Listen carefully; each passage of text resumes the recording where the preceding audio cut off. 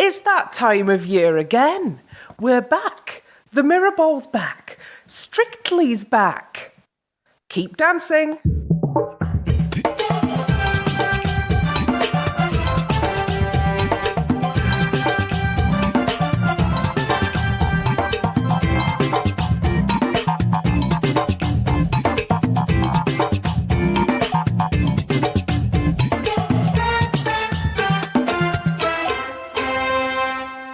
Hello and welcome to the first episode of the fourth series of the Keep Dancing podcast, your unofficial source of strictly opinion, gossip, and inexplicable grudges. I am Ellie, I'm your host, and I am joined tonight by Elliot. Hello everyone, it's great to be back. And Emily. Hello, hello, hello. Hello, hello, hello. Shall we do a quick news roundup? Because we all left in sort of a bit of a hurry last December and nobody's really heard from us since then. They've not heard us reacting to all of the various Strictly comings and goings. So I guess the first item on the agenda is that, Joe and Diane are a couple now and Diane's a vlogger. That happened. Yay! We did that quite early on. Yeah, that happened. Yeah, I think we started shipping that from maybe week 2. Yep. Yeah. I think by Halloween we decided that Joanne... No. Don't drum on the table. That Diane would just automatically become a vlogger as well. Yeah. And Kevin and Stacey have got together. Yeah. But, Quite surprised by that one. well, yeah, but Ashley and Giovanni are together now. Adorable. That is very cute. And Gawker and Gemma have had their baby. He's going to be such a talented little girl when she grows up. Yeah, basically. The world is her mollusk. And who else have we got? We're doing births, marriages, new jobs and separations in this initial segment. Neil and Katja. Oh, yeah. In the separations section, we've got the end of Kevin and Karen as professional partners and the end of Neil and Katja's relationship, which is really sad. It is. Yeah, they're clearly still friends and they're clearly still working together. But yeah, that's really sad because we like how they are.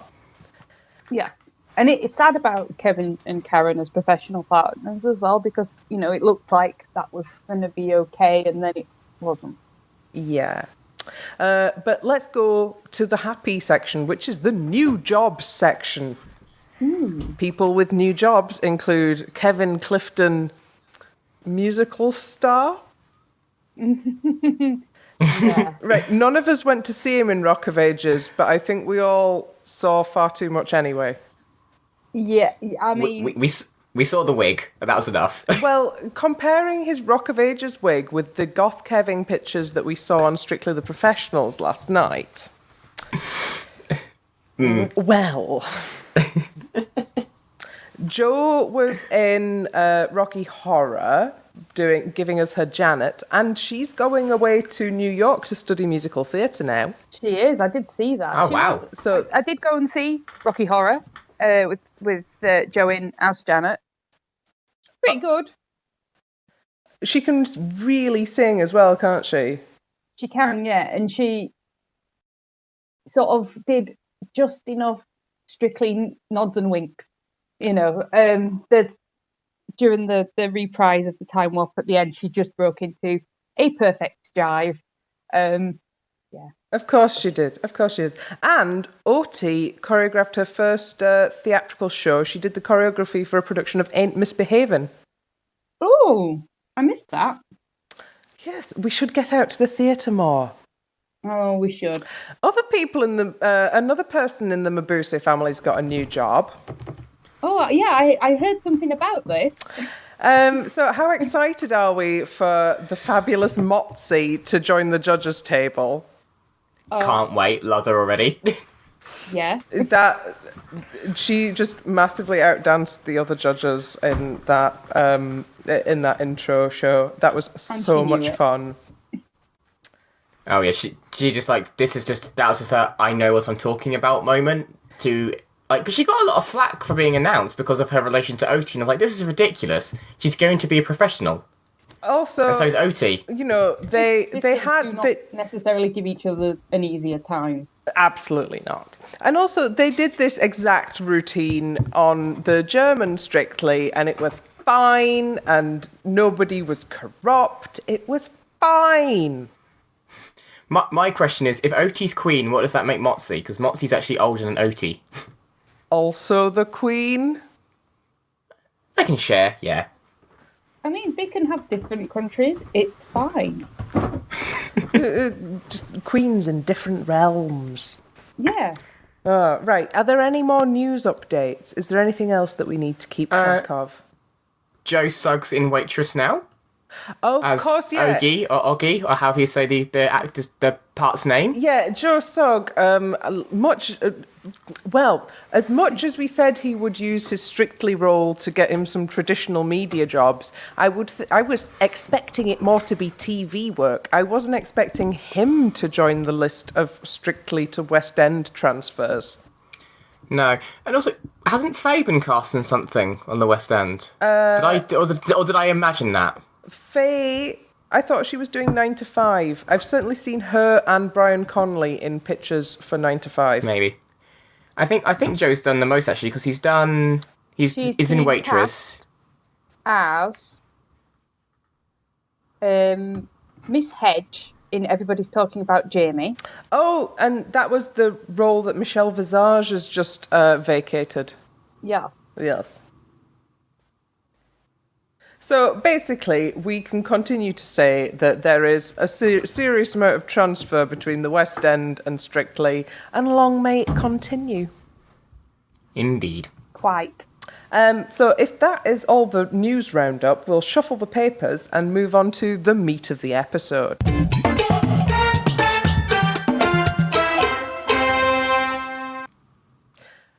So let's assess our celebs. Because we all took a long time to get back from holiday this year, we've already had the pairing show, and I've now been looking at the Instagram feeds and Twitter feeds of all of these celebrities for long enough for them to all feel like celebrities to me now. Yeah. Even though that wasn't necessarily the case at the start. But I think we've been saying for the last 4 series of our podcast that actually the whole point isn't necessarily that we've heard masses about them in advance. That the idea is we're sort of learning about them as they're learning about dance, and that's why we enjoy the programme, isn't it? Yes, and also, as Strictly the Professionals showed, we are also... It really is the pros who are the stars at the minute. So, shall we go in alphabetical order of pro? Well, that's different. Yeah, let's do this. Our first pairing is Saffron Barker and AJ. What do we reckon, kids? Meh. That was the heavy sigh of disapproval, Elliot, there. What's going on? Well, as soon as Saffron got announced, we all kind of said, well, there's AJ's partner, because she's young, AJ's young. It seems like those two are just going to be the obvious pairings. They're both a bit #spawn. Yes. And even when they were just stood together when they got paired up, I know it's only like a very split second, but there seemed to be no immediate reaction or connection between the pair, so I'm already a bit worried if these two are actually going to like each other or not. As in get on. It'll be fine. They seem to be having, a blandly nice time in the practice room. It'll be fine. Yeah, I think they'll be fine. Just they may not be who we hang out with for a cup of tea. Doesn't mean they're not going to get on. Yeah. They're starting off with a tango. Oh, I didn't see that. That's quite a start. Yeah, it's captioned on the Strictly Instagram as the smiliest tango ever. Ugh. That's not a good selling point. No. So I think AJ does have some communication about the character of the dance to do, but I mean, is this going to be AJ just falling short of the final again? I think so. I don't know how short he'll fall of the final. The thing is, though, I feel like Saffron's been brought in this year because of the success of Joe, and although Saffron has quite a big online following, I don't think it's as big, and I don't think I'm just not sure the numbers are going to turn out for Saffron like they did for Joe. Like, I'm struggling to see it. I think if you want the committed voting in fan base, you would have needed like a popular makeup vlogger or somebody rather than Saffron Barker, she's already been cancelled once. Yes. Yeah. Yeah. And I don't know. She seems to not be like is she who you get if you can't book Mrs. Hinch? Possibly. I know that we generally don't go for out and out scurrilousness, but I do feel that the way she came into my attention was after she made some unfortunate remarks after someone had taken their life and caused some train delays, and it was just so abysmal that I'm going to find it really hard to warm to her. Oh well. Yeah. So yeah, that's what we mean when we say that Saffron's already been cancelled once. Yeah. Yeah. But I don't know. I'm not necessarily defending her, but also she's not the first person to have tweeted something crass and stupid. No, she isn't, and like that's why I'm not going off with her head. Yeah. It's gonna take me longer. And it's not like she's an actual racist, homophobic politician who's been brought on the show to rehabilitate their image, is she? Well, that's very true. Deepest sympathies to Anne, who now has that woman as her MEP. Oh God, poor Anne. Yeah. Okay, so we've managed to depress ourselves mightily with that first pairing. Let's see if we can find something to cheer us up. Well, on a last positive. Oh, sorry. I was going to say, a last positive. AJ didn't drop her in the launch show, so there's that. Hooray!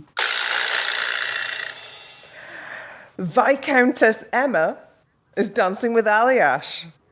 Aljaz the Hufflepuff. Aljaz Hufflepuff prefect. Hufflepuff house captain. Hufflepuff Quidditch champion. No, I think he'd be head boy as Hufflepuff. Yeah, he's a very head boy. He's very, like, you know how bad Dumbledore is at pastoral care? Absolutely. Yeah. Aljaz would be making up for that. Yeah, I mean, I think Aljaz should be head boy post Dumbledore. Yeah, okay. Yeah, well, I mean, we're all bit. post Dumbledore now. But True, yes, true. he's dancing with Viscountess Emma, who seems like just one of those sickening people who's talented in every direction she tries. I mean, I must admit, when her name announced, I had no idea who she was. She said she was a TV chef, and I kind of went, I watch a lot of cooking programs, and I don't recognise you. Well, But she seems lovely. I think they were using euphemisms because she's mainly famous for being in the reality show about the Longleat house, where she is part of the family that runs it. So what she really is she's sort of the noble face of a safari park. But they can't say that as she's coming down the stairs, so they come up with some other sort of title. I don't know. Minor nobility. I mean, there is that, Yeah. but that, yeah. Yeah. Well, she seems just really nice. Yeah, there's nothing, to put it bluntly, offensive about her. She just seems polite, happy, you know. I mean, Aljaz was very excited to curtsy for her, which is not the proper way to do it. But go for it, Aljaz. Just go for it. But Emma didn't curtsy back. She kind of like rocked onto her back heel and sort of jumped almost. So I was like, what's going on here? They were just being cute and awkward. Yay! Well, how long until we get the VT of Aljaz being told how to use a dinner fork properly? That is, week 2 or week 3. I can't wait. But mainly, I'm in it for the pictures of Aljaz with the baby animals in the safari park. Oh, that as well. That's coming. Brace yourselves. It's going to be good. But we've already said to each other, Elliot, that we worry that she might be the destroyer this year. Yes. Explain to us what the destroyer is. The destroyer is a term that someone on the podcast coined when it is someone who the judges seem to like, so put them quite highly up in the scoreboard, but the televotes don't seem to enjoy, so they fall into the dance-off. And because they're always the strongest competitor in the dance-off, the judges save, most obviously knocking out a favourite of ours or the public in general. Case in point, Charles Venn last year, which was then overtaken by Ashley Roberts. Yeah, and so it's quite psychologically challenging if you are the destroyer, because it can seem like apparently the public hates you for being able to dance quite well. Yeah, I think the thing though with Emma is that she's had no, listed dance training, so they can't use that against her. She was just like in her first steps VT, just seemed to have very natural hip swing and rotation, which is just, if you've got that as a natural head start, like you're 5 steps ahead of everyone else in this series. So she's just going to be competently good and just knock people out. It's disgusting that she's so talented just at everything she tries, honestly. Yeah. How dare she? How dare she? But yeah, that is going to be the reaction she gets from a lot of people. She's gonna dance well. She's going to wear the dresses beautifully. She's going to be like really nice. And for some reason, it's not going to translate with the voters. Yep, it's going to be like Alexandra. She's going to be too good at everything, so they're just going to get offended because she's just too good. Oh, yeah, and like. Also, if she dares to cry in the Clauditorium, there will be... by the way, we've, in honour of Michelle Visage, we're renaming the Clauditorium the Winkteria Illusions Lounge. I love that. It's a bit more long-winded, but you got to get the joke in. But it's worth it. Anyway... Karim Zeloual is dancing with the divine Amy, who has she's hung around for long enough to get the ringer. Yeah, we said this last year. When Danny left, we said we think Amy's going to be given a very strong partner next year, and it looks like we were right. Yeah, they're very sorry about putting her through whatever it was that actually happened last year, and here is a lovely young man who is going to be able to dance, who's going to take instruction very well, and who is poised to make the break from CBBC to BBC. Yeah. His post-Strictly Employment target will be the One Show.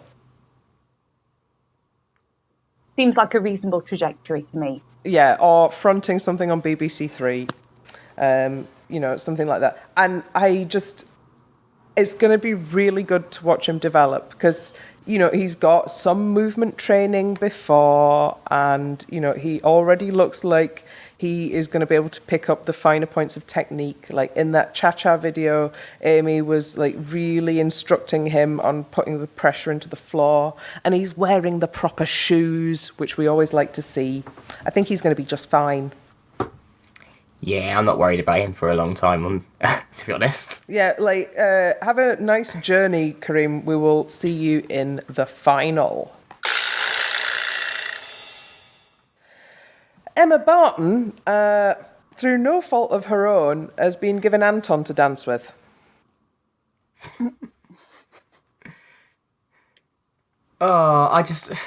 Do you think they're trying to get Anton a win or at least a reasonable final placing so that they can encourage him to leave? He's not going to go until he wins. Sorry? He's not going to go until he wins. That means he's not going to go, Emily. I know. I didn't say you were going to like it. I think reasonable final just because at the minute with Emma, at least from the launch show, she's one of the few people I was just kind of like, She seems nice, but I don't remember her. She seems fine. And, Anton cannot be the star of this partnership, otherwise we're doomed. Well, the thing is, right, it's been a while since he's had one that it would be inappropriate for him to just constantly send up. Emma's quite good. And it's going to be really inappropriate for him to do his usual shtick. And we're also going to see some Anton Latin this year. That reminds me, what was his Latin with Katie Derham like? Was that quite serious or quite jokey? Because Katie was obviously very good from the start. It was like musical theatre Latin. Oh, I can get on board with that, as long as he doesn't have, like, the terrible, stupid ideas. I'm already scared for what they're going to look like at Halloween. Because Anton with a prop box, oh dear God.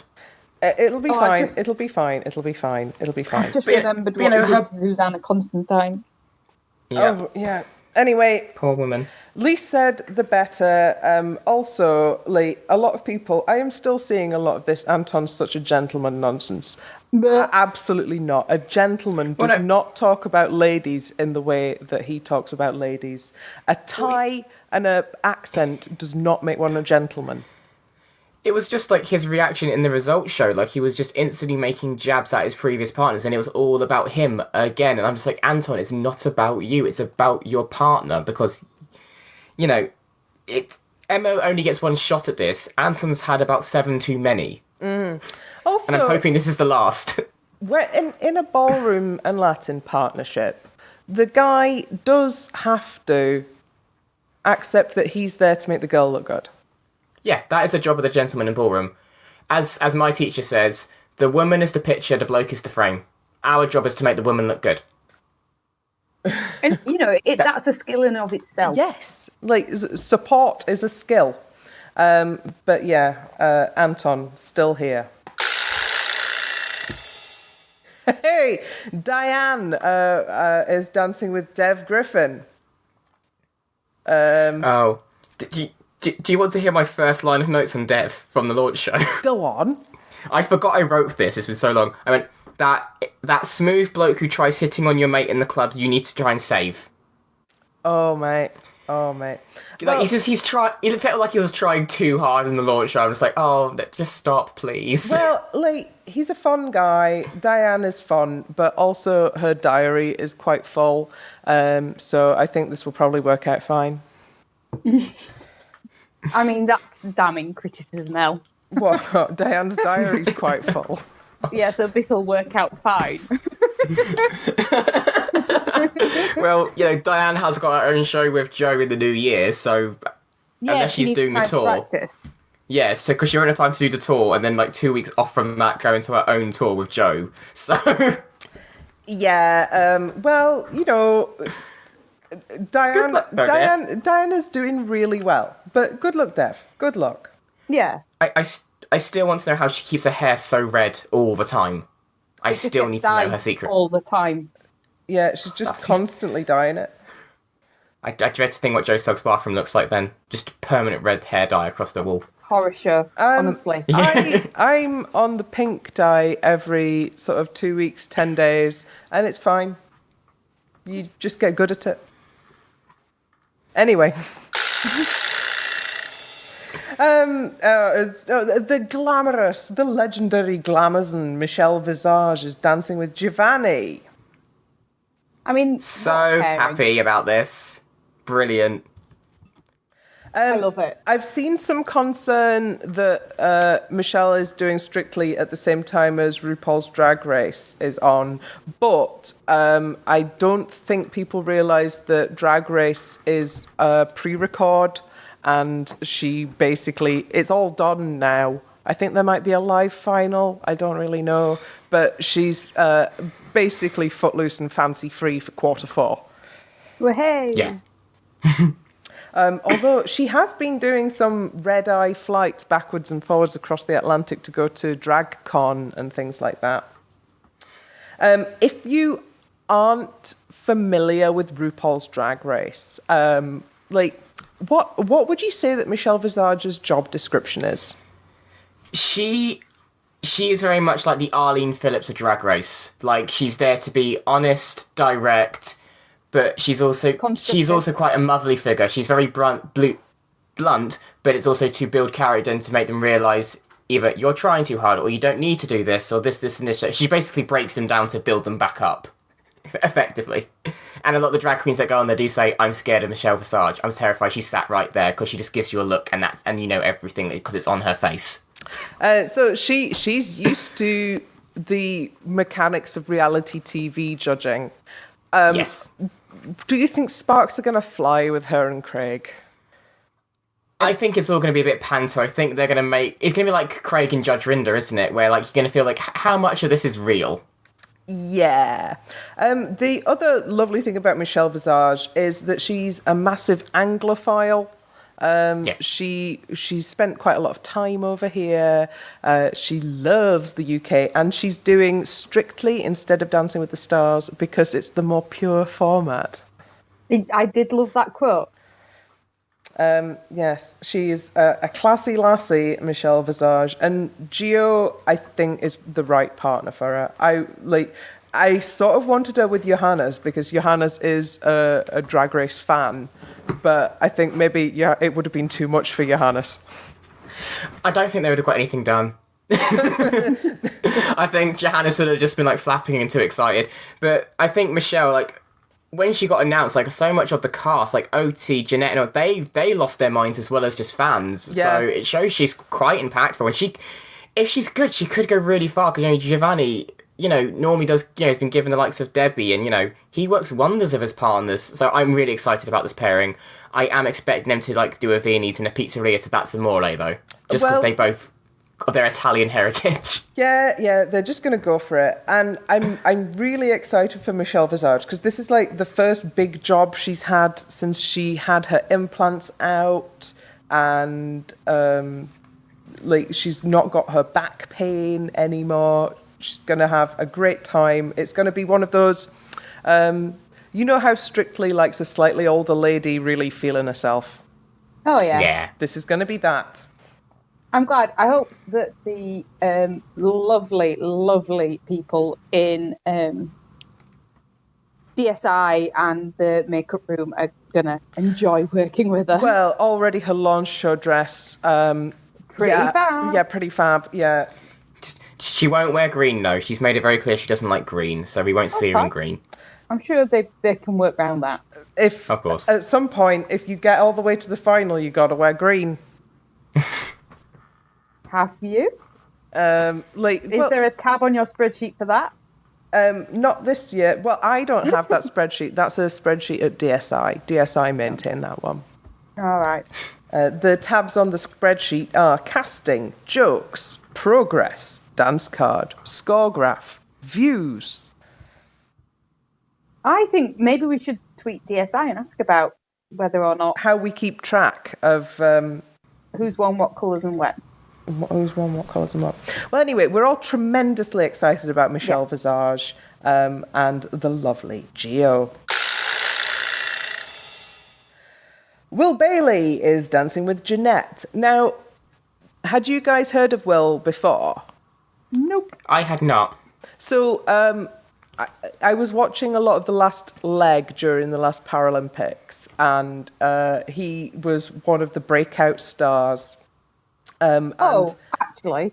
There is a lovely piece of footage of... Did he get cuddled? Yeah. So Johnny Vegas went out to Rio and sort of found himself joining, like, sort of semi-officially the sports psychology team with Team GB and just being like a sort of an official cheerleader, sort of semi-official. Anyway... I did see that because I was watching Last Leg at the time, but I hadn't made the link that this was the same guy. Yeah, so one of the guys who benefited from Johnny Vegas's mind coaching, let's call it that, was Will Bailey, who won the table tennis gold.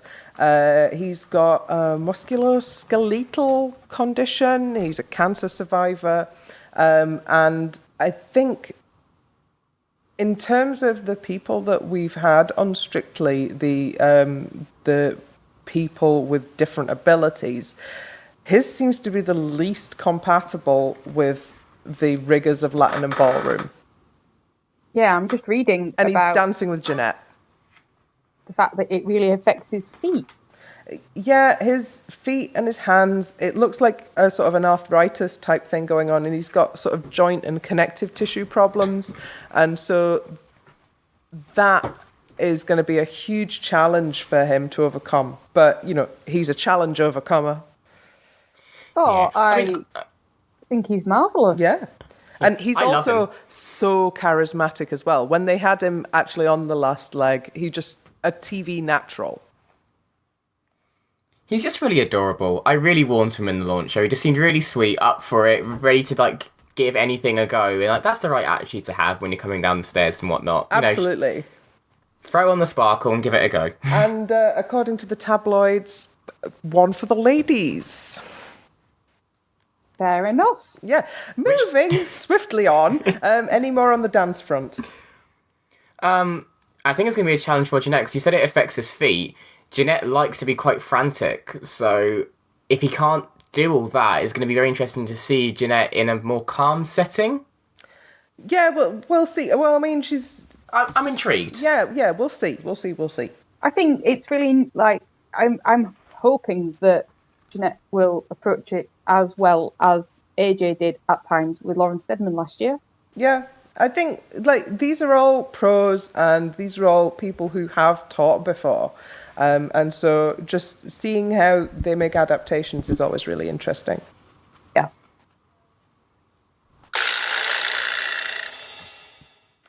Kath Tildesley is dancing with Johannes. I'm so excited Johannes has got a partner.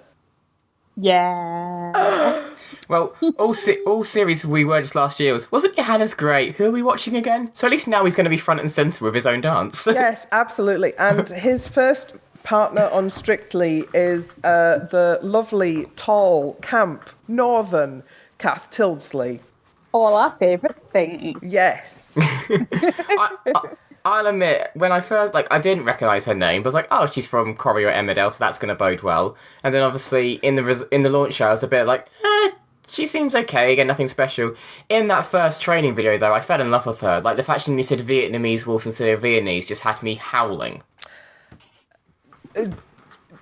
Yeah. She's a very particular type of lass, and I think she's our type of lass. Yeah. Yeah. Apparently she can sing mezzo-soprano. Wow. Smash in. Literally. But seriously, I really hope that Johannes has taken that sort of series where he's been on the subs bench and looked at what works and what doesn't work when you were a Strictly pro. And I want him to be a lot more Giovanni than Graziano. Yes. Oh, I'm sure he will be. Like, Johannes seems like that sort. He just seems like a very kind person and not want to overshadow anyway. So, I'm excited about this pair, and I think that their chemistry and connection will translate quite well, which will just translate into televotes. I mean, I'm pretty sure I'm going to vote for them because we want more Johannes on this podcast. Well, they've got one vote from me. Like, I've got 4 that I want to vote for. Just on pure, we're getting you through terms. Anyway, they're starting off with a Viennese waltz. It's going to be beautiful and calm, and we're going to have a sort of a lovely contrast between their training room shenanigans. These two might actually result in a funny VT. It might happen. It might happen, guys. But would it be a scripted funny VT or just them two just saying something in the training room being hysterical? Just a non-secretary in the training room, and it'll be hysterical. And it'll be fine. But, do you know, that's the tagline for this series. It'll be fine. Chris Ramsey, the comedian, is dancing with Karen. Oh. We're still having comedians. And this one, his central, his main thing that he does is a podcast with his wife. So no mucking around, right? His career would be severely impacted if there was any funny business. And also, Karen would slap him around the chops if he tried anything. Yeah. Chris, I mean, don't muck this up. please. Yeah. I love Chris Ramsey. I was beside myself when he got announced. I was a little disappointed he got Karen because, Karen was so stern and serious in, Team 12 pack last year. But hopefully this means we'll get fun Karen back instead. Yeah, because, Karen has got quite an intense personality, but she's also mad as a bucket of frogs. And we want a bit more of column B than column A. Yeah. I do love how the media keep asking, is it a good thing or a bad thing to him that his wife is also a trained dancer? Of course it's a bad thing. He's going to get it from both barrels. Again, he's going to think he's done amusing training VTs. He's going to think he's done really well. Go home to his wife and go, this was wrong, and this was wrong, and this was wrong, and this was wrong. Like, he can't win. The only way it could have been worse is if he had OT as a partner. Maybe if, for a training VT, his wife could dance with Karen. Oh, that'll be a nice one. I'll enjoy that. Yeah, that'll be good. Yeah, Karen's loving life at the minute. So I hope that translates into like a good series for her. Yeah, I do think Chris a more enjoyable one. Yeah, I think Chris is going to be the one that everyone's going to like write off and will actually, have the breakthrough and be quite good. Because despite all the comments they've been making about, he does seem to be taking it seriously. So I'm wishing the best because also he's from Newcastle. I have family from I'm part Geordie because of my dad's side's from Newcastle. So please don't let me down. Well, and also I think there may be some geographical televote for him. Yes. Yes. Have you noticed there is nobody from Scotland or Wales or Northern Ireland in the cast this year? I did not know that, but that's... It's sort of English, American. So just... We've only got 2 Northerners? Yeah, apropos of nothing, that's a thing I noticed. Mike Bushell is in this season's least erotic potential partnership with Katya. They're just giving the most hyper partnership instead. And I love him. They're starting off with a jive. Once more, like, we've got Katya here. I'm looking forward to seeing something I've never seen before. I'm looking forward to pulling performances out of this man that he, like, does not know he's capable of doing. Yeah, I really don't like him. You don't like him? What's he done? He just irritates me. All right, so it's not like the full body cringe of Ed Balls. You just don't like him. No, it's not. It's not Ed Balls. I don't like. It's not that bad. It's not that bad.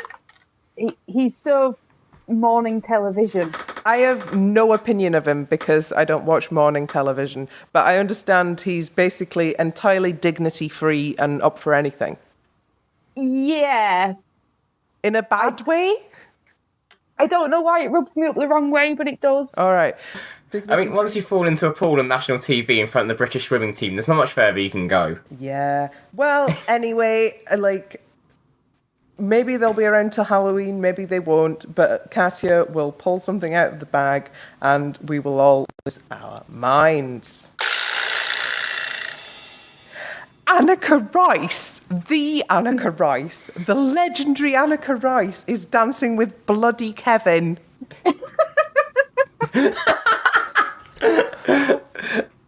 I sense you may not be a fan of this, Ellie. I don't know whether I am like a massive fan of this or whether I can see it going dark in like a very specific way.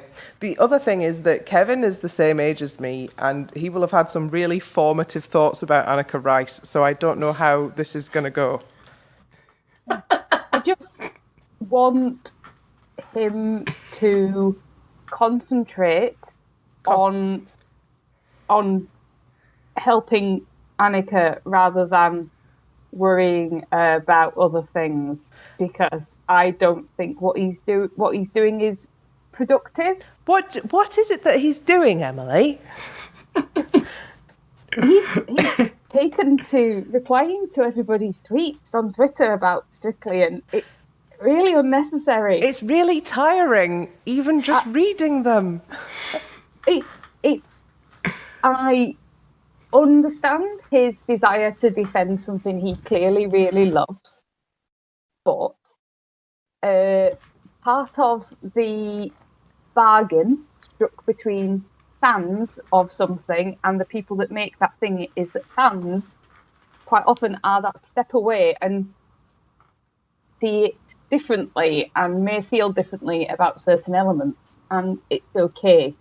It's okay that we don't agree, but we don't have to be berated over it. Yeah, the thing where he quote tweets you and then sixes fans on you, that is great. That is really great. I love it. Because it results in our followers ticking up whenever he does it. Yeah, it's fine for us. Yeah. I think it'd be really sad if he did it to someone who kind of didn't take joy in a little debate. There are going to be quite a few people out there whose only interaction with this guy that they're a really big fan of is quite a huffy, defensive quote tweet thing. And that's really sad. Like, it would be better for him to not say anything than to have that interaction with him. Yeah, I am sad about that. Like, I know we kind of give him a hard time. We do, but times. that's because we know he's really talented and we expect the best from him. Yes, exactly. And I really wish that, and it's very hard to see it from the inside, I know that, but I would like him to concentrate on getting Annika to be really as amazing as I'd love her to be. It's Annika bloody Rice! Like, how has he got time for anything else? Then just going, let's dance! Like, he should be down the medium-sized prop warehouse, writing his name all over the helicopter prop so that he can lower Annika Rice from a helicopter in a neon jumpsuit as God intended. You just know that is what's on the production board, isn't it? Like, that's already been signed off. I feel like my complicated feelings about Kevin are because, like, I've got a lot of the same thought processes as him. I think that's probably quite true. Yeah. I think, well, I really enjoyed the conversation we had on the Keep Dancing pod chat about how we would represent our careers with sparkly, medium-sized objects. Yeah. If we ever did a Strictly routine. Yeah, I'm having a sparkly medium-sized telescope, even though I'm not that kind of physicist. Meg is doing a whole sexy librarian thing. Yeah, I'm getting like a sparkly dinosaur skeleton because I work for museums. Even though none of your museums have got dinosaur skeletons. No, I think we might have a fossil, but like, that's it. Glittery trilobite. Because it's that or coal, and I really don't want coal. Coal miner's daughter, Emily. He's an engineer. I know. Standard engineer. I know. And yeah. You would have to do a ballroom dance themed one, Elliot, and I don't know if that's too recursive for Strictly. I mean, I was also saying I would happily do like a Tango Spirit in the Sky to link myself to my love of Eurovision and just have a medium-sized fox there instead. Or a chameleon and do a samba to chameleon. You know, either works. Either works. But I work in customer service, so unless we can have like a Russian Dulcitian of like angry customers or grumpy customers, I'm not sure it's going to work. Yeah. We'll save that for musicals week or something. Anyway, Annika, she's really nervous, and so she needs the full Kevin treatment of. Yeah, like what Susan got. Yeah, like what Susan got, and it's Annika Rice. Stop mucking about on Twitter, Kevin, and get training. Yes. You can't spend all of that time and be training as hard as you did last series. Also, if you want a hobby, people your and my age, Kevin, are really getting into Warhammer. Let's do some Warhammer, Kevin. I mean, how do we follow that, Elle? What do you want us to say? I just go for the sound effect button and we move on. James Cracknell, who is famous for doing a boat and having people's mums fancy him, is dancing with Luba Mushtuk, who I can't believe she's still here. She's a trooper. She's a trooper. Surely she's got something better to do than this. She's amazing. You know how we said we thought Lee Ryan woke up on the wrong show? I feel like this happened to James. Yeah. Because he seems really awkward and, just scared at the minute. Also, when I was watching the launch show with Mum, we were saying that it looks like he's got a bad back. Like, he's in quite a lot of back pain. He moves as if he's in pain. What, like he's been bent over and all for most of his life? Yes. Like that thing that he's done. I was reaching for a Cox joke, but I decided not to. Don't do it. Well done. We're very proud of you. Yeah, I'm so strong. Yeah. I'm so strong. Yeah, I am a bit worried that, James and Luba are sort of maybe half marked as first to go out. And I don't want that to be Luba's first series done and dusted within 2 weeks. But no, she's been so patient. But Luba's not going to be first out because David James is dancing with Nadia. The deadpan monotone voice there says it all. Nadia, who we still know absolutely nothing about. David James, who, in a moment of clarity, as Nadia is trying to put him in ballroom position for his foxtrot in week 1, which is a death knell if ever I heard it. He says, well, there's a reason why nobody over 6 foot has ever won this show. Oh, no. Yeah. I mean, he's doing a foxtrot. He's a footballer. We know what song he's dancing to next week. What? It's Coming Home. That's a perfect foxtrot bar. Oh. It is. Oh. So he's probably going to have 3 lions stoned in the top left of his shirt.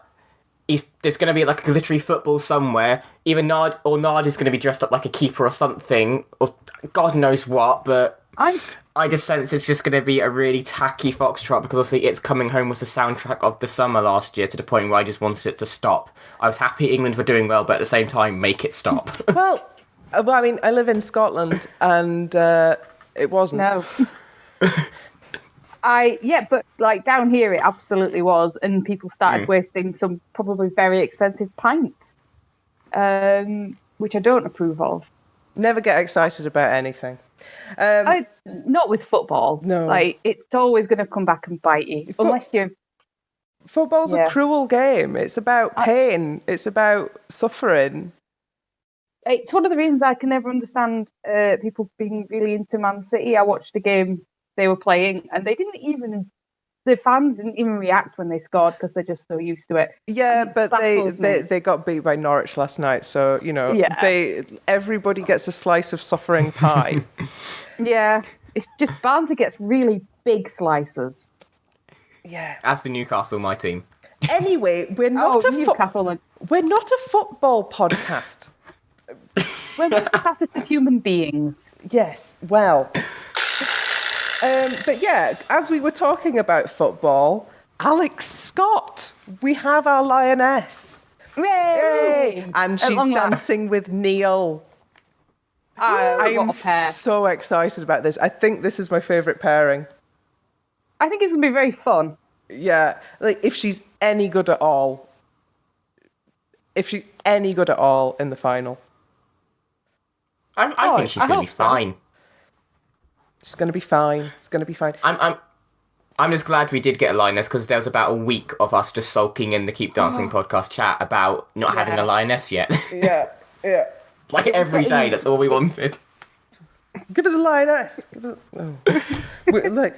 one I was when they announced Jamie Lang, I had a stroke. I had a very, very, very big tantrum about it not being a lioness. Anyway, Alex Scott is here. She is a fantastic football pundit and former footballer, played for England, played for Arsenal, and she's dancing with Neil, who is stepping off the subs bench and into glory. He's also the biggest Liverpool fan, so I want to see them bickering about football. Sorry. I would quite like it if he's got "You'll Never Walk Alone" on the playlist and is going to make her dance to it. That'll probably be their warm-up song, because Neil is such a jokester. He would do that purposely, probably like in Tango or Paso Week. This will get you in the mood. Bang. Yeah, but they as a sportswoman, Alex is competitive and used to training hard. She's also, since moving into the media work, let us not beat around the bush. She knows how to wear a frock. Yeah, She does. and she looked great in the launch show. DSI are gonna love dressing her. And Neil. So there's been a lot of sort of talk that Neil has as many secret tricks in choreography as Katya. Yes, he I does. can believe that. Yeah. They do a lot of the choreography together. They're show dance champions for a reason. Yeah. And so, if Alex is going to be getting some of that, we've never seen this before magic from Neil, and she trains hard and she's good, then I think this is going to be really exciting. Also, they are having an absolute blast in the training room. Also, she's already on the winner's theme of having a fast dance in the first week. Ore had a fast tango, Joe had the jive, Stacey had a quick step, Alex has got a quick step. The winner normally has a fast dance in week 1. And she's got a massive fan base. Does she? Alex, there's a lot of support for the Lionesses, and I think if the Lioness team who've just come off obviously their success in France really rallying it behind Alex, I think it will sway a lot of people to vote for her, because she can inspire a hell of a lot of people that you can do both. I think she could. I think this could be a winning partnership already if she is good. I get the same feelings of Alex and Neil like I did Stacey and Kevin already. Although I don't mind that I ship it. Anyway, more to come on Alex and Neil later. Our final partnership is this guy, Kelvin Fletcher, is dancing with Oti. Kelvin Fletcher is the first time we've had a substitute celeb. And he is an actor, and he does driving cars go vroom. Right. Vroom, vroom, very fast. Vroom, vroom, vroom.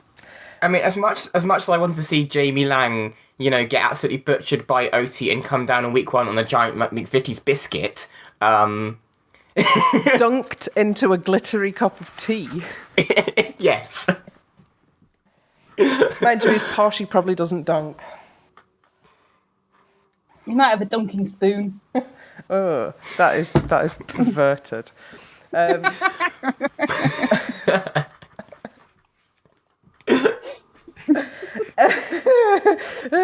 The podcast descends into anarchy.